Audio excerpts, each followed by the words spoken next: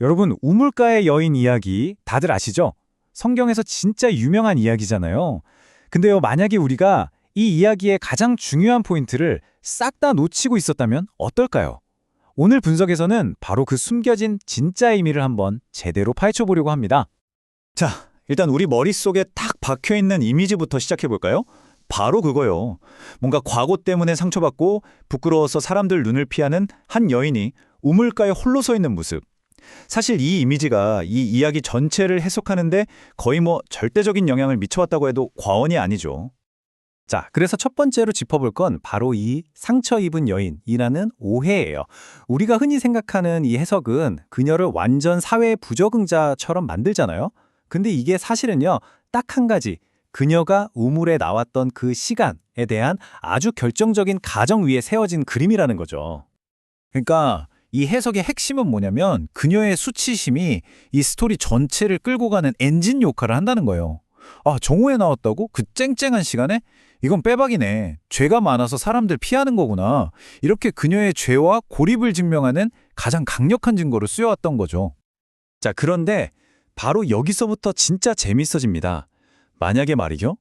우리가 이 시간이라는 딱 한 가지 디테일에 잠깐만, 이거 진짜 맞아? 하고 물음표를 던진다면요.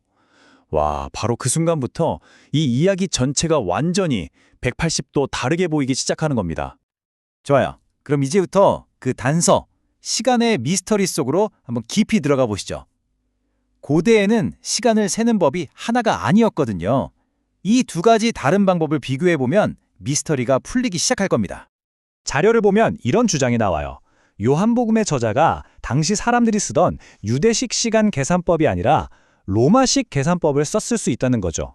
이게 왜 중요하냐면 만약 로마식 시간으로 제6시를 계산하면 그게 우리가 알던 뜨거운 정오 12시가 아니라 저녁 6시가 되거든요. 저녁 6시.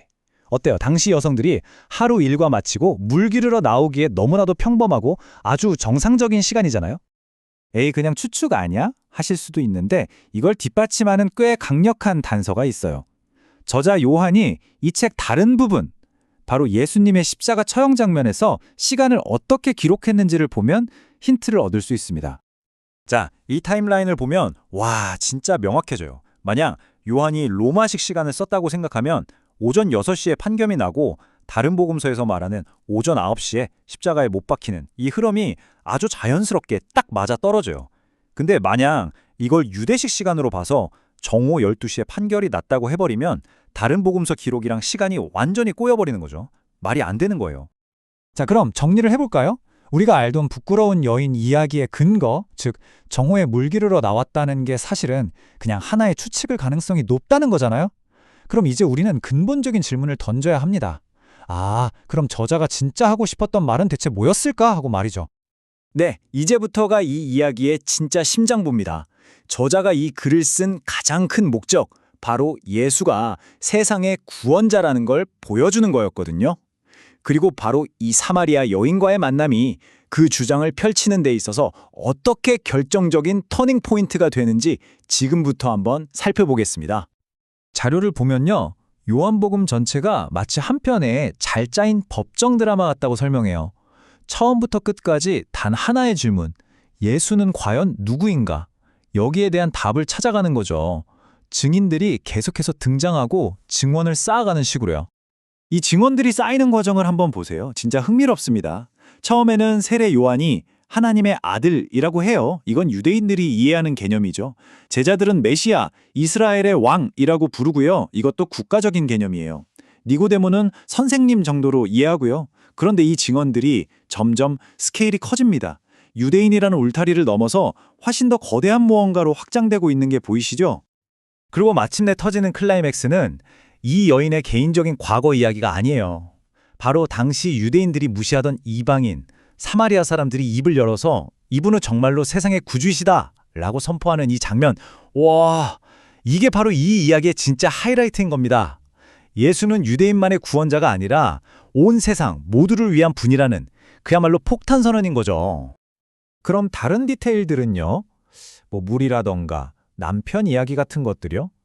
이런 것들도 그냥 쓴 게 아니에요. 오히려 이 핵심 메시지를 더 강력하게 만들어주는 아주 중요한 은유, 즉 상징들로 가득 차 있습니다. 이제 그 깊은 의미들을 하나씩 까보겠습니다. 자, 먼저 물 이야기를 볼까요? 여기서 두 가지 물이 나와요. 하나는 야곱의 우물물이고 다른 하나는 예수님이 주시겠다는 살아있는 물이죠. 이건 단순히 마시는 물 이야기가 아니에요. 조상대대로 내려온 낡은 전통과 예수를 통해 얻는 완전히 새로운 영적 생명, 이 둘을 아주 선명하게 딱 비교해서 보여주는 장치인 거죠. 그리고 가장 충격적이었던 디테일, 남편이 5이나 있었다는 거. 이것도 단순히 그녀의 사생활 폭로가 아닐 수 있다는 거예요. 당시 사마리아 지역이 이 신 저 신을 닥치는 대로 섬기는 종교적으로 아주 혼합된 상태였거든요. 이 여인의 복잡한 관계가 바로 그런 사마리아 전체의 영적 상태를 상징하는 강력한 은유라는 해석입니다. 예배 장소에 대한 논쟁도 마찬가지예요. 우리 산이냐, 당신들 예루살렘이냐. 이 싸움에서 예수님은 이제 장소는 중요하지 않다고 말씀하시잖아요. 이것도 결국 뭐예요?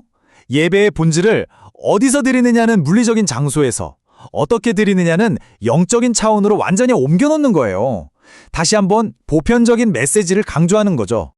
자, 그럼 이제 흩어져 있던 퍼즐 조각들을 다 맞춰봤습니다. 이쯤 되면 우리가 이 이야기에서 진짜로 붙잡아야 할 핵심 메시지가 뭔지 감이 오시죠? 결론적으로 이 이야기는 한 여인의 부끄러운 과거를 다루는 개인적인 상담 스토리가 아니에요. 훨씬 더 큰 그림이죠. 예수의 정체성이 한 민족을 넘어 온 세상으로 확장되는, 그야말로 세상의 구원자로서의 면모가 처음으로 선포되는 성경 전체에서도 손꼽히는 아주 중요한 전환점이라는 겁니다. 이렇게 하나의 이야기를 다시 보니 어떤가요?